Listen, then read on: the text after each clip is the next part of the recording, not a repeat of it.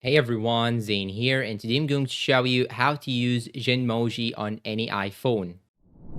Now, the first thing you should do is to make sure that you have iOS version 18.2 or any version that is newer. And you will have also to equip iPhone 15 or any other newer version like the iPhone 15 Pro or iPhone 15 Pro Max. So in my case, I have iPhone 16 Pro. Now you should click on the iOS version. Then here, as you can see, it will show you the latest iOS version that you have and if you have any updates to do it. Once you update your iOS, you should now head to settings, then go to Apple Intelligence and Siri, and make sure that you have this option, Apple Intelligence. This option should be toggled on. Then what you should do is to go to anywhere that you can access to your emojis. Let's say that I'm gonna open this chat, for example. Then what you should do is to simply click on this emoji icon on the bottom left corner. Then click on this one right here. It will show you this page. Click on request early access. Then here it will show you here this page. Just click on done. It will take some time till they give you the early access to Genmoji, but once they give you the access, when you come back to this page and click on this icon right here, you'll be able to use the Genmoji. So now it will open to you a chat box like this one right here. You will just have to type any description that you want. So here in my case, I typed smiley relaxing wearing cucumbers and it showed me multiple options. You can scroll between them and you can also change the description. And if you want to insert this emoji to your own emojis or stickers, you will just have to click on insert right here and you are all done.